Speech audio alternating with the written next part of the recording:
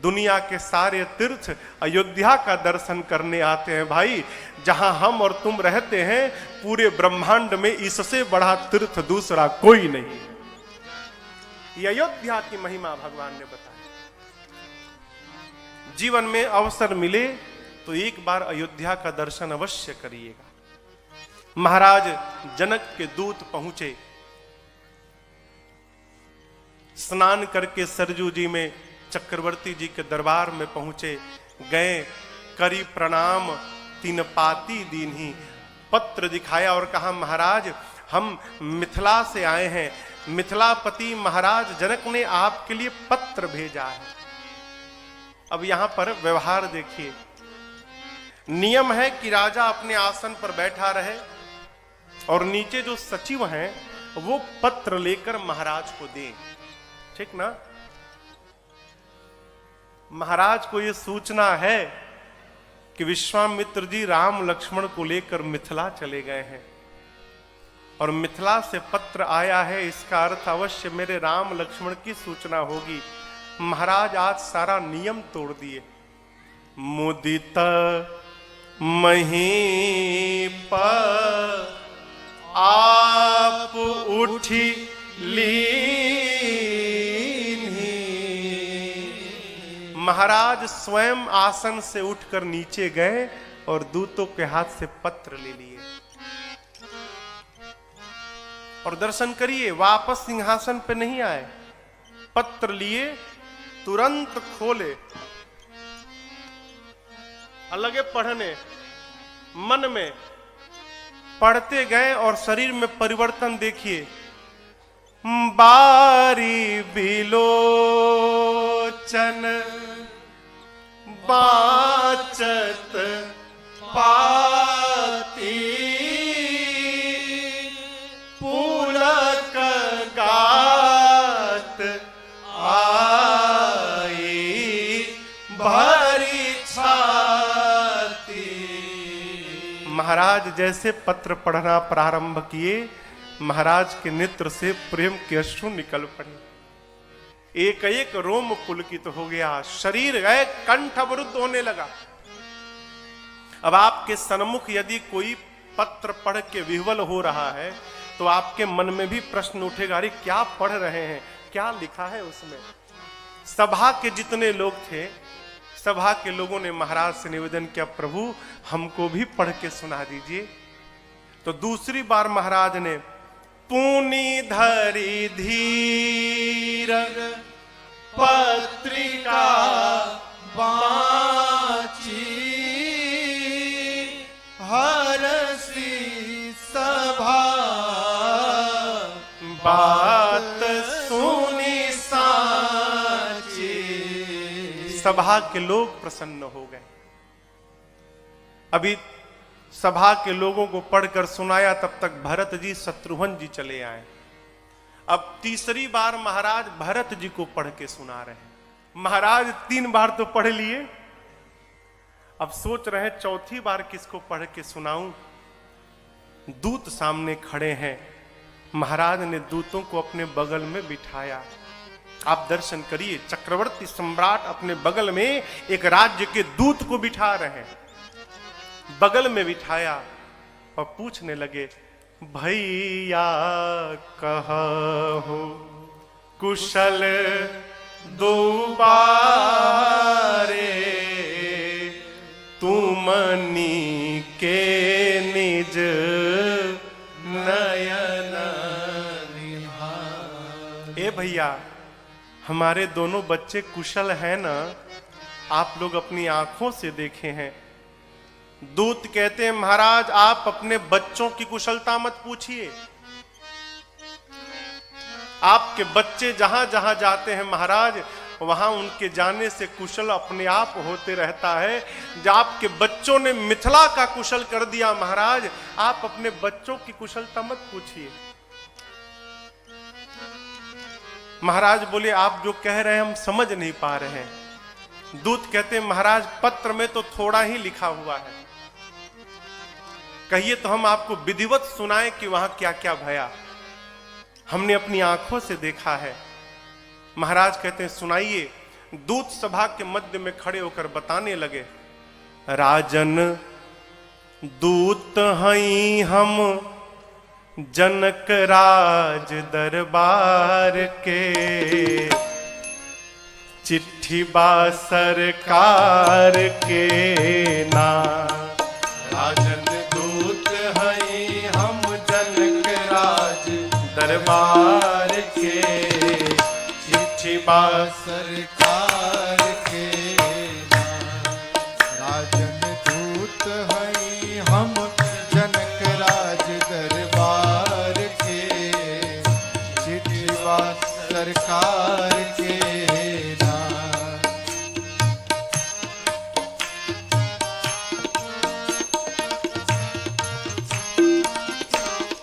अवसर आइल परम पुनीता, राजा जनक के बिटिया सीता।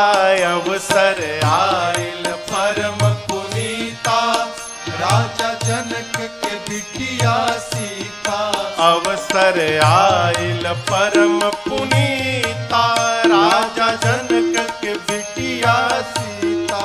अवसर आइल परम पुनीता, राजा जनक के बिटिया सीता। दुल्हा चुनली रौरी,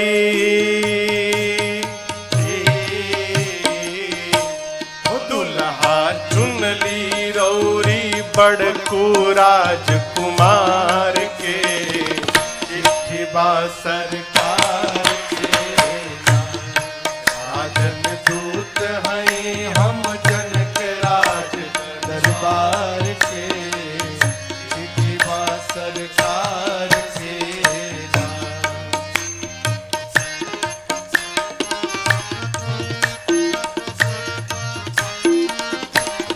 विश्वामित्र मुनि के साथ अइले लक्ष्मण और रघुनाथ। विश्वामित्र मुनि के साथ अइले लक्ष्मण और रघुनाथ। विश्वामित्र मुनि के साथ अइले लक्ष्मण और रघुनाथ। विश्वामित्र मुनि के साथ अइले लक्ष्मण और रघुनाथ। लोगवा पागल भइले,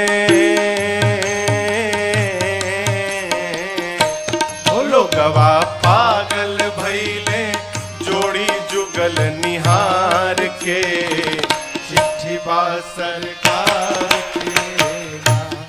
राजन दूत हई हम जनक राज दरबार के, चिट्ठी बा सरकार के नाम।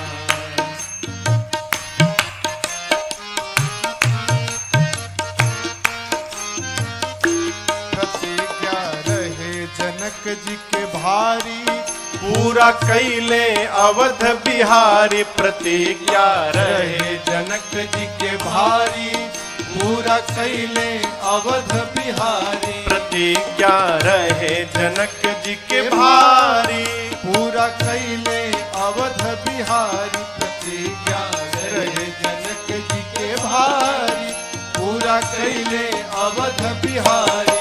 गैले दीप दीप के,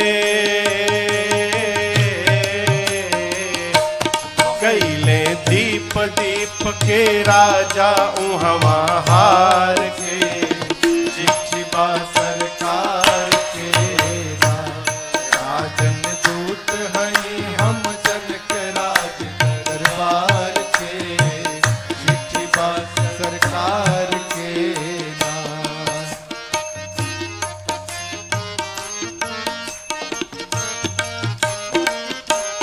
पढ़ने चिट्ठी के सब बात लेके आ जाई बरियात। पढ़ने चिट्ठी के सब बात लेके आ जाई दूत कहते हैं, पढ़ ली चिट्ठी के सब बात, लेके आ जाई बरियात। पढ़ ली चिट्ठी के सब बात, लेके आ जाई बरियात। शादी खातिर शुभ दिन,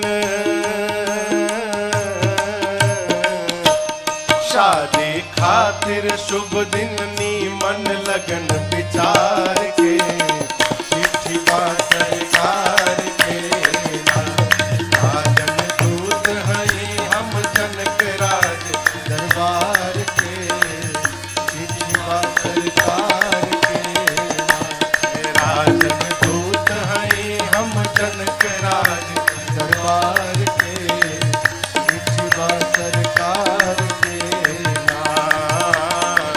चिट्ठी बा सरकार के चिट्ठी बा सरकार के।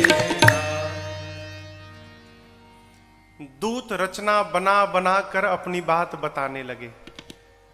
कहे राम ने जो कार्य किया है महाराज, राम के प्रकाश के आगे आज सूर्य का प्रकाश भी धूमिल हो गया है। राम के सौंदर्य के आगे आज चंद्रमा भी फीका हो गया है महाराज।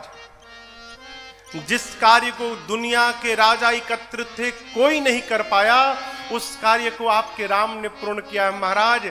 आज हम एक बात कहें, आपके दोनों बच्चों को देखने के बाद आज आंख के सामने दूसरा कोई आता ही नहीं। महाराज सुने इतने आनंद में आ गए, लगे दूतों को न्यौछावरी लुटाने। दूत न्यौछावरी देखे कही अनीत ते मुंह दही, अनीत कह के दूतों ने कान बंद कर लिया। महाराज हम ले लेंगे तो अधर्म हो जाएगा। महाराज ने कहा लोगे तो अधर्म कैसा होगा? दूत कहते हैं महाराज हम मिथिला से हैं और मिथिला में बेटी के घर का पानी पीना भी अधर्म कहा जाता है। महाराज सुने दूतों की ये बात, महाराज मन में विचार करने लगे कि जिस महाराज के दूत के इतने श्रेष्ठ विचार हैं, उस महाराज का कितना श्रेष्ठ विचार होगा। पूरी अयोध्या की सभा बैठकर जनक जी महाराज की जय जयकार करने लगी। बोलिए महाराज जनक जी की जय जयकार करने लगी। सूत्र कहता है हमारा सेवक हमारा परिचय देता है।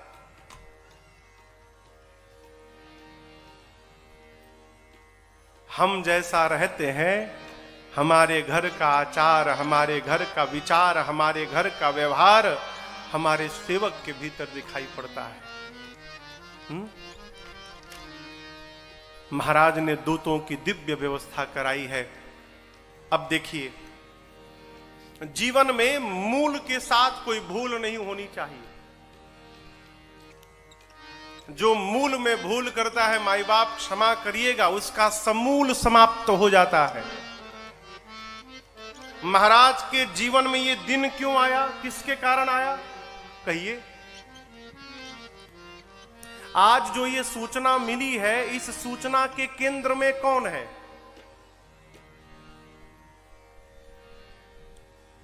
कहिए कहिए कहिए। हाँ कुछ भी कहिए। विश्वामित्र जी, और कोई बतावे? हाँ नहीं भाई, वशिष्ठ जी। माई के लिए ताली बजाइए।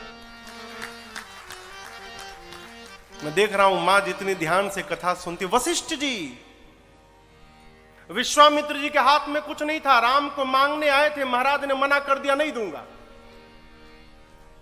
आज मैं दोपहर में सोच रहा था केवट भैया के बारे में। केवट इतना निडर क्यों है? क्योंकि केवट जी को राम जी से डर नहीं है। डर नहीं है उसको। डर कब रहता? जब केवट जी राम जी को बुलाए होते तो डर रहता।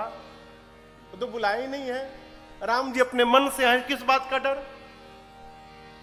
वशिष्ठ जी, विश्वामित्र जी को डर है। मांगने गया हूं, क्या पता महाराज देंगे कि नहीं देंगे, मना कर देंगे तो क्या होगा। मना कर भी दिया नहीं दूंगा। तो राम जी को किसने दिलवाया? गुरुदेव भगवान वशिष्ठ जी ने। तब वशिष्ठ बहु विधि समझावा, नृप संदेह नास कह पावा। जीवन में जिसके कारण हमको सुख की प्राप्ति होती है, कितना भी सुख मिल जाए, सुख दिलाने वाले का कभी विस्मरण नहीं करना चाहिए। अस्तु देखिए, महाराज सभा से बाहर निकले और अपने रानियों के पास नहीं गए, अपने गुरु जी के आश्रम में चले गए। और गुरु आश्रम में जाकर तब उठी भूप वशिष्ठ कहूं दीन पत्रिका जाय। और उसके बाद कथा सुनाई गुरहि सब सादर दूत बोला। महाराज गए, गुरुदेव के चरणों में दंडवत करके पत्र दिए, कहे गुरुदेव मिथिला के दूत मिथिलापति का पत्र लेकर आए हैं। गुरुजी पत्र पढ़े। महाराज बोले गुरुजी पत्र में तो लिखा है, लेकिन मिथिला के दूत जो बता रहे हैं ना, उतना बढ़िया पत्र में भी नहीं लिख रहा। तो फिर महाराज ने दूतों को बुलवाया, कथा सुनाई गुरहि सब सादर दूत बुलाई। दूतों को बुलाया महाराज ने। अब बुलाकर कहा भैया जैसे हमको सुनाए थे, ये हमारे गुरु जी हैं, तनिक हमारे गुरु जी को सुना दो। तो दूत फिर गुरु जी को सुनाए। हम तपाती लेके आवत बानी पार से, राजा जनक दरबार से ना। हमरी राजा जनक के धिया, जिनकर नाम बाटे सिया, उनकर शादी हुई है कौशल्या कुमार से, राजा जनक दरबार से। ए गुरुजी पाती लिखल बाटे थोड़ा, जल्दी साजी हाथी घोड़ा। पाती लिखल बाटे थोड़ा, जल्दी साजी हाथी घोड़ा। शादी खातिर शुभ दिन नीमन लगन विचार के, जनक दरबार के। बिनती कर जोरी करत बानी सरकार से, राजा जनक दरबार से। दूतों ने पूरी बात बताई। गुरुदेव भगवान ने महाराज से कहा राजन, दूतों की बात सुनकर आश्चर्य आपको लग रहा होगा, लेकिन इनको सुनकर मुझे आश्चर्य नहीं लग रहा। महाराज बोले ऐसा क्यों कहे गुरुदेव आपने? गुरुदेव ने कहा राजन, नदियां जब अपने उद्गम से निकलती है ना, तो दुनिया के किसी भी नदी को कोई समुद्र अपने पास नहीं बुलाते। समुद्र बुलाते हैं क्या? परंतु जब नदियां निकलती हैं तो बिना बुलाए दिन रात समुद्र की ओर दौड़ी भागी जाती हैं। और कितना भी बांध बनाओ, नदियां समस्त बाधाओं को पार करके समुद्र में जाकर विलीन हो जाती हैं। उसी प्रकार महाराज, जिसके जीवन में धर्म होता है, धर्मशील व्यक्ति को रिद्धि सिद्धि संपत्ति रूपी नदी को बुलाना नहीं पड़ता। धर्मशील व्यक्ति के जीवन में रिद्धि सिद्धि संपत्ति रूपी नदी स्वतः दौड़ के आती है और उसमें आकर समाहित हो जाती है। अब यहां पर मनुष्य को यह विचार करना चाहिए कि हमारी संपत्ति है क्या। क्षमा करिएगा, हम अरबपति हैं और नींद की टेबलेट खाने के बाद हमको नींद आती है तो हम कंगाल हैं, हम करोड़पति नहीं है। मनुष्य को यह विचार कदापि नहीं करना चाहिए कि हमने कितनी संपत्ति जमा कर ली। भाई बाप, मनुष्य को यह विचार करना चाहिए कि हमारे जीवन में शांति कितनी है। हम जहां हैं वहां शांत हैं कि नहीं है? और यदि हम पूरे दुनिया के खजाना के मालिक हैं और मन यदि अशांत है तो उस धन का कोई लाभ नहीं होने वाला। मन में कितनी शांति है। और ये शांति बिना धर्म के आने वाली नहीं है। जीवन में प्रयत्न किया जाए, तजो पिता प्रहलाद विभीषण बंधु भरत महतारी। धर्म के लिए प्रहलाद ने पिता का त्याग कर दिया, धर्म के लिए भरत जी ने अपनी मां कैकेयी का त्याग कर दिया, धर्म के लिए बलि महाराज ने अपने गुरुदेव का त्याग कर दिया। बलि गुरु तजो, कंत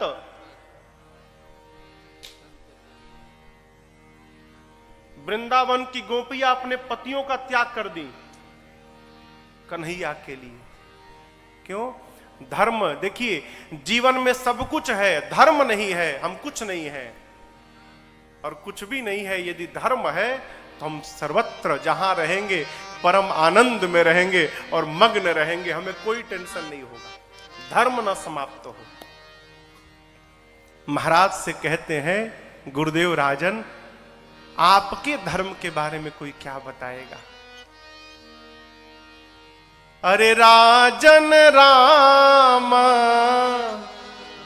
सरिस सूत जाके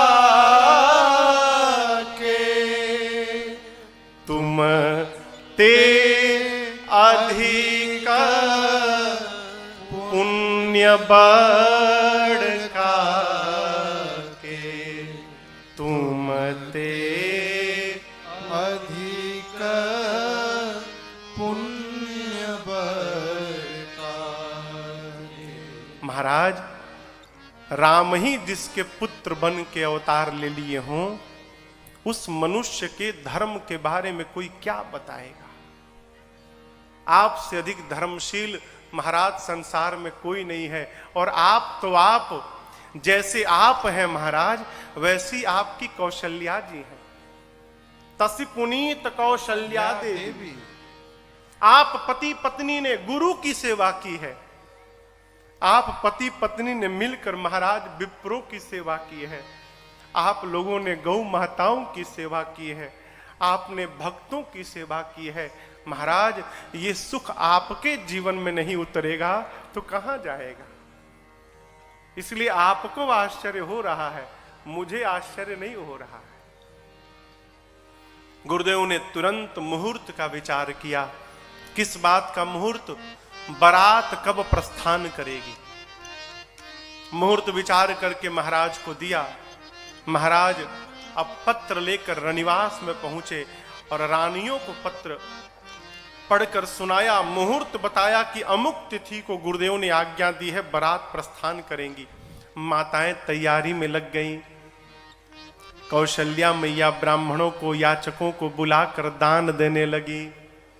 सुमित्रा मैया चौक पुरने लगी। चौके पूरे जाते हैं ना, चौक पुरने लगी। आज भी आप दक्षिण भारत में जाइएगा, वहां आज भी परंपरा है। माताएं, हर घर की माताएं प्रातः काल सबसे पहला काम अपना द्वार स्वच्छ करके और द्वार पर चौके बनाती हैं, चौक पुरती है, रंगोली। आज भी जो गए होंगे दर्शन किए होंगे। कैकेयी मैया बारात की तैयारी में लग गई। कौन कैसा कपड़ा पहनेगा, बात फैली, पूरी अयोध्या तैयारी में जुट गई हो। एक एक आदमी के पास 10-10 सूटकेस। क्यों? आजकल वाली बारात में नहीं जाना है। आज तो आदमी बारात में जाता है, लिफाफा पकड़ाता है, कहां भोजन है दिखाओ, सीधे भोजन पे टूट जाता है।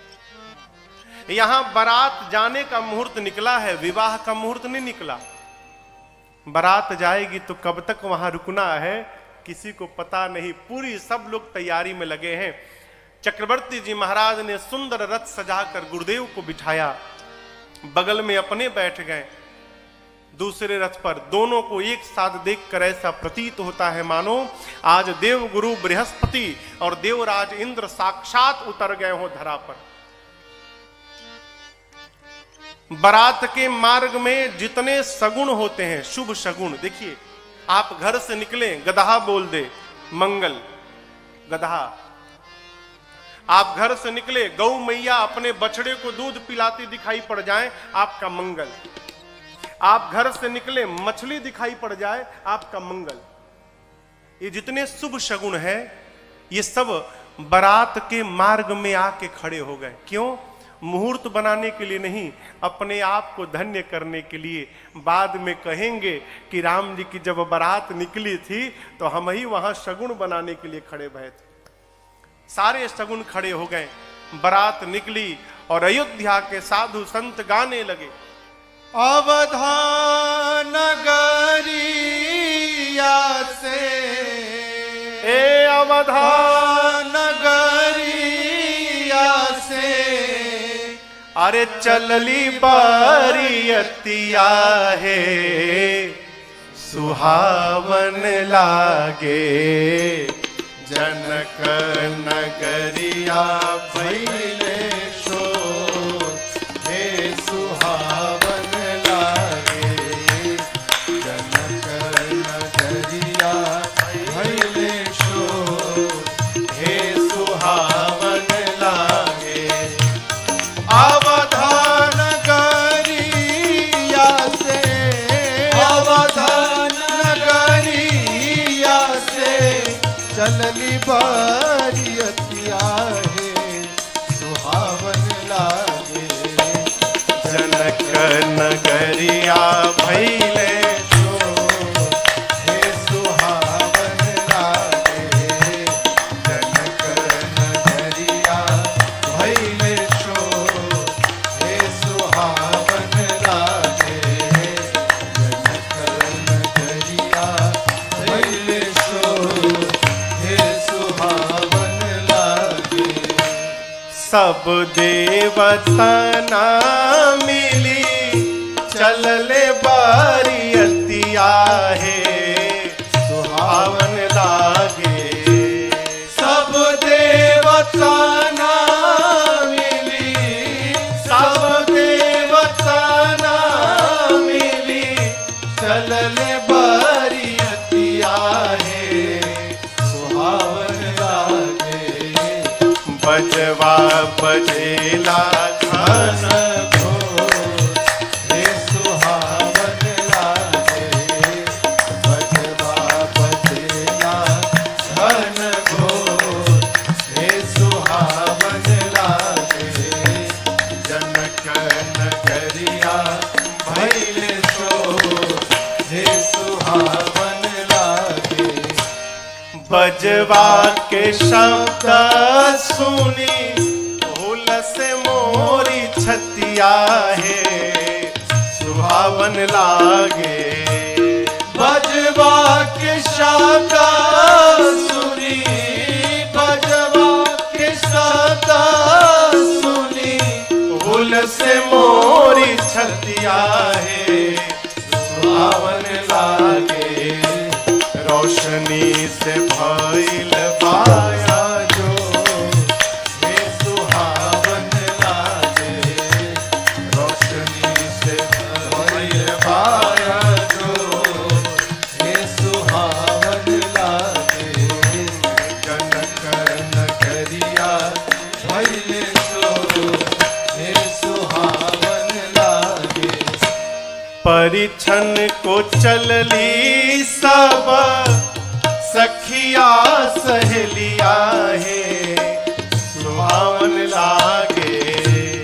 परिछन को चलनी सब, परिछन को चलनी सब, सखिया सहेलिया है, सुहावन लागे। अब पहिरे लहंगा पटो, हे सुहावन लागे। पहिरे लहंगा पटो, हे सुहावन लागे। जनक नगरिया भइले शोर, हे सुहावन लागे। कहत रसिका जन, दुल्हा के सुरतिया है, सुहावन लागे। कहत रसिका जन, कहत रसिका जन, दुल्हा के सुरतिया है, सुहावन लागे।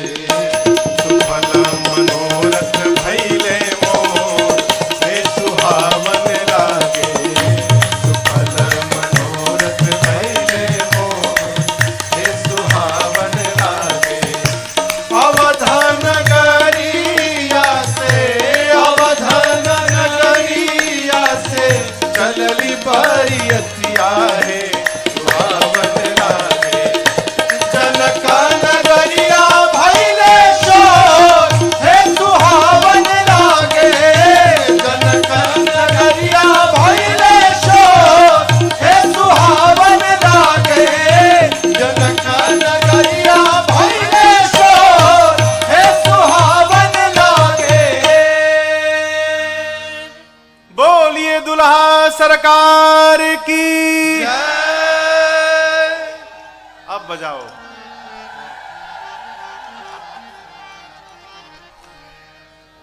बारात सज के चली। हाँ, ये भी एक प्रकार का बाजा है।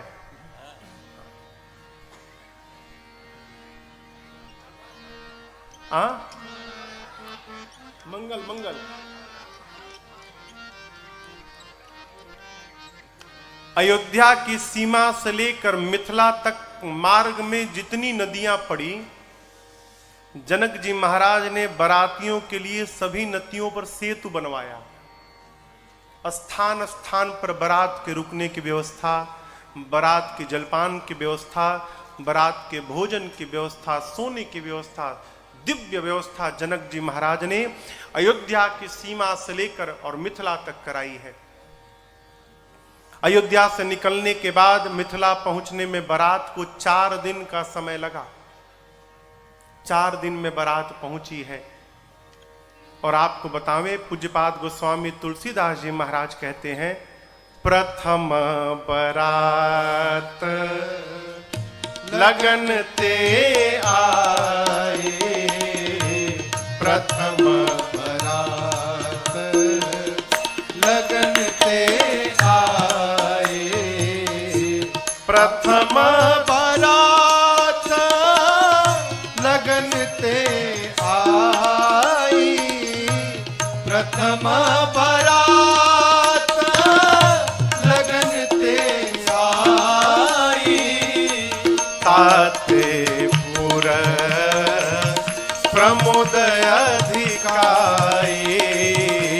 ताते पुर प्रमोद अधिकाई, ताते पुर प्रमोद अधिकाई। प्रथम बारात लगन ते आई। अर्थ है विवाह के मुहूर्त के पहले ही बारात आ गई। कितने दिन पहले? 15 दिन पहले। एक पक्ष।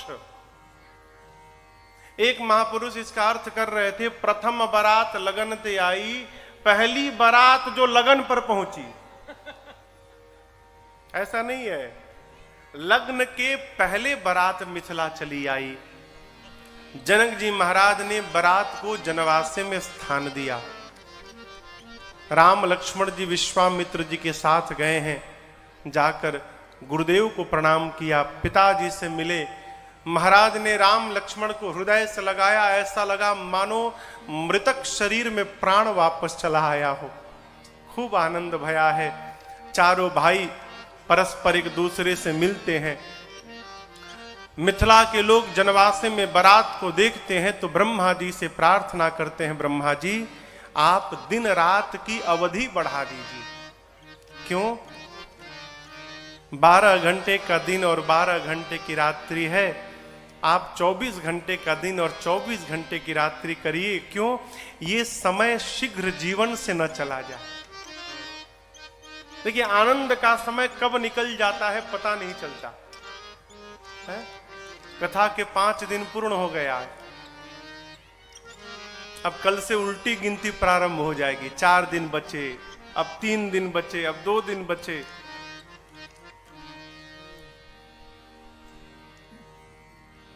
बारात को देखकर मिथिला के नर नारी आपस में वार्ता करते हैं। महाराज दशरथ का पुण्य राम के रूप में अवतार लिया है। महाराज दशरथ जैसा कोई भाग्यशाली नहीं है, राम ने अवतार ले लिया उनके घर में। दूसरा कोई कहता है दशरथ जी के साथ साथ हमारे जनक जी का भी सौभाग्य देखो, यदि उनके घर राम जी ने अवतार लिया है तो हमारे घर में महाराज जनक के घर में जानकी जी ने अवतार लिया है। हमारे महाराज भी किसी से कम नहीं है। दोनों राजा धर्म की मूर्ति हैं, दोनों भाग्यशाली हैं। एक वृद्ध बाबा ने कहा, देखो ये सत्य है कि जनक जी और दशरथ जी बहुत भाग्यशाली हैं, लेकिन हम अपना अनुभव बतावें, हम लोग भी कोई कम भाग्यशाली नहीं है। हम लोग इसी जन्म में अपनी इन्हीं आंखों से सीताराम जी के विवाह का दर्शन करने वाले हैं। हमसे भी अधिक भाग्यशाली संसार में कोई नहीं है। सब अपने अपने भाग्य की प्रशंसा करते हैं। ये कथा कहती है जीवन में हर क्षण सौभाग्य देखिए, दुर्भाग्य मत देखिए।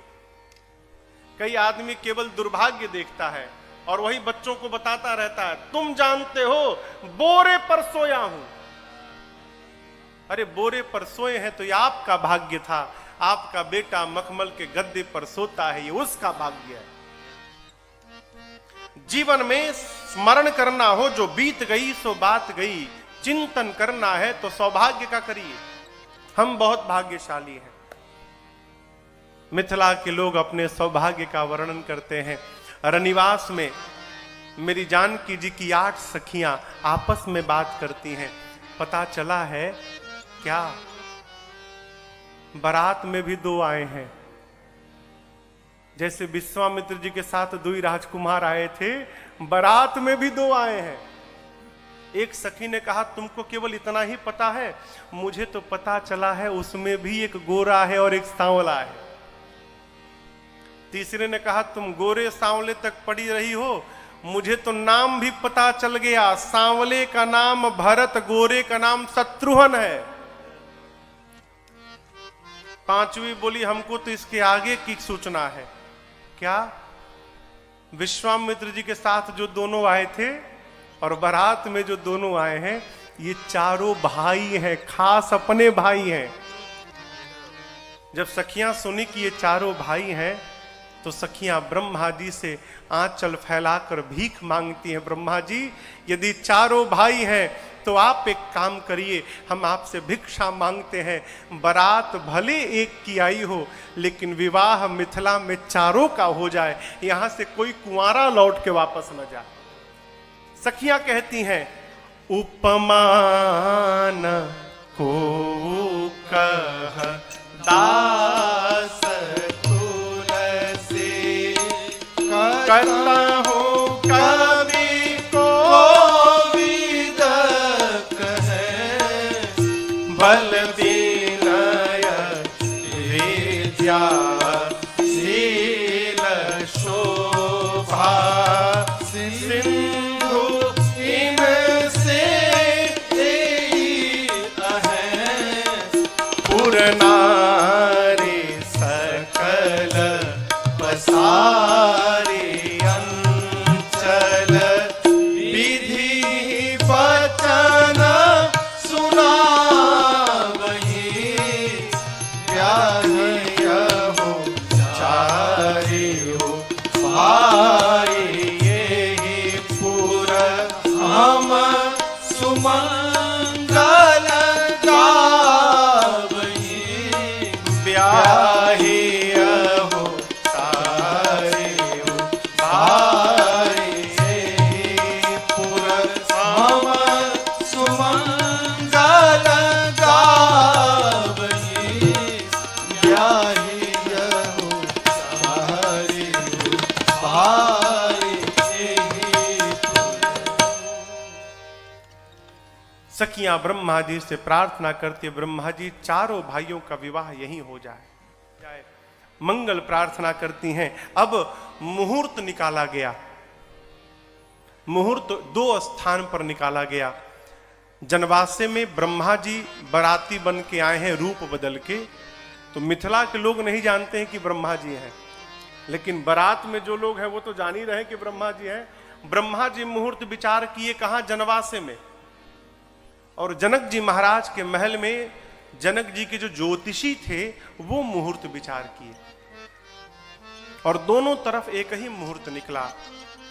मार्गशीर्ष अगहन मास, शुक्ल पक्ष, पंचमी तिथि, दिन निकला मंगलवार का। सारे ग्रह नक्षत्र का अवलोकन करने पर मुहूर्त का विचार किया गया। ज्योतिषी मुहूर्त निकाले। नियम है कि कन्या के घर से मुहूर्त निकाला जाए और वो मुहूर्त वर के घर में जाए और कहा जाए कि भाई हम ये मुहूर्त निकाले हैं, इस मुहूर्त पर आप बारात लेकर मेरे घर आवे। चाचा ये नियम है ना। इसी को यही व्यवहार होता है तिलक में। तिलक में के दिन जो कन्या के घर के लोग वर के घर जाते हैं सामग्री लेके, वस्तुतः उसका उद्देश्य है वो मुहूर्त लेके जाना। तिलक के समय मुहूर्त अब तो काट दिया जाता है, पहले लेखन होता था, लिखा जाता था मुहूर्त। तो उस समय कन्या के घर के लोग वर के घर के मालिक को, मुखिया को मुहूर्त सौंपते हैं। ये मुहूर्त निकला है, अमुक तिथि को आप बारात लेकर आइए। तो यहां तो बारात पहुंच गई है पहले से, अब जनवासे से द्वार पूजन के लिए जाना है। तो ज्योतिषियों ने मुहूर्त विचारा, अब लेकर कौन जाएगा? तो लेकर जाने का काम दो लोगों का है, ये या तो ब्राह्मण देवता, नहीं तो नाऊ भैया। ठीक, नारद जी आ गए, बोले हम लेकर जाएंगे। लोगों ने कहा आप क्यों लेकर जाएंगे? बोले राम जी से मेरी कुछ वार्ता है। मुहूर्त लिए नारद जी पहुंचे जनवासे में, जाकर ब्रह्मा जी को मुहूर्त दिए और भगवान से बोले प्रभु देखिए, एक आप हैं, हम विवाह करना चाहते थे, मेरा विवाह काट दिया आपने, नहीं होने दिया। और एक मैं हूं कि आपके विवाह का मुहूर्त लेकर आया हूं, हमारा कटवा दिए और अपने कर रहे हैं।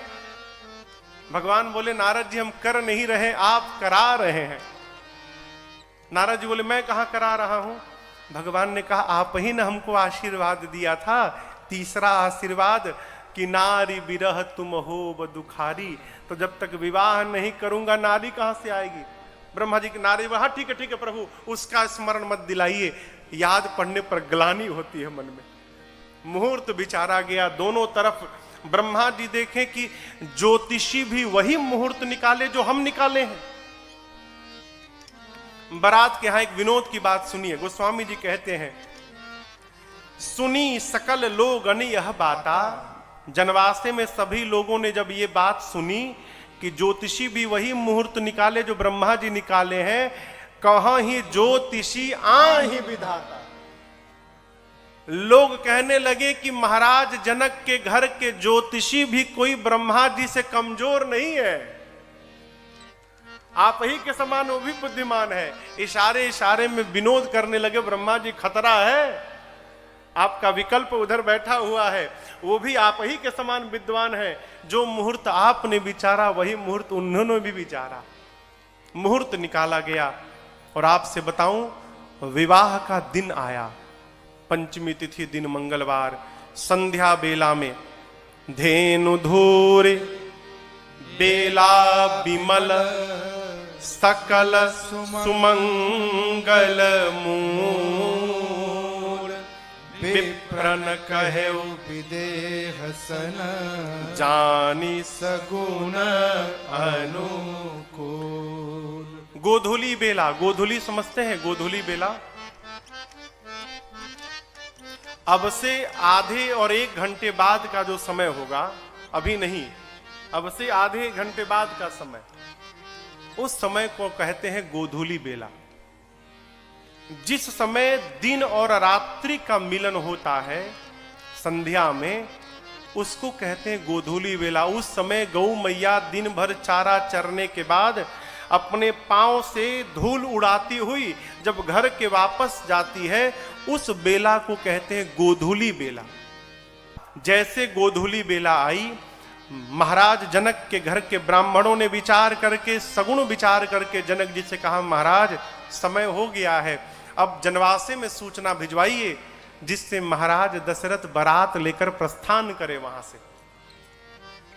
सतानंद जी महाराज ने सूचना भिजवाई, चक्रवर्ती जी महाराज सूचना मिलते बारात लेके चल पड़े।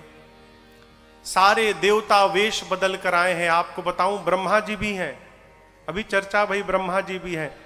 बारात निकली, अब ब्रह्मा जी जब देखने लगे मति हेरा गई। क्यों? ब्रह्मा जी ने जिस सृष्टि का निर्माण किया था उस निर्माण में से कुछ भी नहीं दिख रहा था। आज सब कुछ नया नया दिखाई पड़ रहा था। ब्रह्मा जी आश्चर्य में पड़ गए कि ये किसने बनाया। शंकर भगवान से बोले बाबा मैंने जिस सृष्टि का निर्माण किया है उसमें से कुछ नहीं दिख रहा है, ये कौन बना गया। शंकर भगवान बोले किसके विवाह में आप आए हैं? ये जगत पे माता पिता का विवाह है और माता पिता के विवाह में बच्चों की फोटो नहीं आया करती है, इसलिए अपनी करनी ना ढूंढिए। यहां पर आपके विवाह में आपके बच्चों की फोटो आएगी? कहिए, आएगी? तो ब्रह्मा जी की करनी कहां से आ जाएगी? शंकर जी बोले ये जगत के माता पिता का विवाह है, यहां करनी मत ढूंढिए, आनंद मनाइए। आज ऐसा लगता है मानो कामदेव ही अश्व बनकर बैठा हो और भगवान उस अश्व पर आरूढ़ हैं। राम जी दूल्हा रूप में तैयार है। शंकर भगवान आज अपना पांचों तीसरा नेत्र खोल दिए। पांचों मुख का तीनों नेत्र खुला। 5 3 15 होते हैं ना। शंकर जी 15 नेत्र से भगवान को देख रहे हैं। शंकर भगवान के पुत्र कार्तिकेय जी, इनके कितने मुख हैं? 6 मुख। खड़ानन कार्तिकेय जी के 6 मुख, एक मुख में 2-2 नेत्र। कार्तिकेय जी 12 नेत्रों से देख रहे हैं। ब्रह्मा जी के कितने नेत्र? मुख? ब्रह्मा जी के 4। सामने से 3 ही देखते हैं, लेकिन एक पीछे होता है। ब्रह्मा जी के 4 मुख चतुरानन कहे गए। एक मुख में 2 नेत्र। तो ब्रह्मा जी के कुल कितने आंख हुए? 8। बेचारे देख तो रहे हैं लेकिन उदास हो गए हैं। क्यों? कंपटीशन देखकर। देखिए शंकर जी 15 और उनके लड़का 12 नेत्र से, बाप बेटा दोनों आगे निकल गए हमसे, हम 8 ही नेत्र से देख पा रहे हैं। उदास हो गए। परंतु धन्य भाग आज इंद्र का। मां अहल्या जी वाली घटना में 2 अपराधी थे, इंद्र और चंद्रमा। तो चंद्रमा को तो गौतम जी ने कमंडलू से मारा कि उस पर दाग लग गया, आज तक दाग समाप्त नहीं भया। और इंद्र को गौतम ऋषि ने श्राप दिया, जाओ श्राप देता हूं, तुम्हारे शरीर में हजारों अधो अंग बन जाएंगे। हजारों शरीर में इंद्र के अधो अंग बन गए, हजारों। इंद्र कांपने लगे, त्राहिमाम मेरी रक्षा करिए। तो कहा देखो, जब राम जी दूल्हा रूप में बैठेंगे, बनेंगे, सजेंगे, तो भगवान के दूल्हा रूप को देखकर आपके शरीर के हजारों अधो अंग 1000 नेत्र में परिवर्तित हो जाएंगे। आज वही श्राप आशीर्वाद बन गया हो। इंद्र के शरीर में 1 नहीं, 15 नहीं, 1000 नेत्र उपस्थित हो गए और इंद्र 1000 नेत्रों को खोलकर भगवान के दूल्हा रूप का दर्शन करने लगे। पूरा देव समाज इंद्र की जय जयकार करने लगा।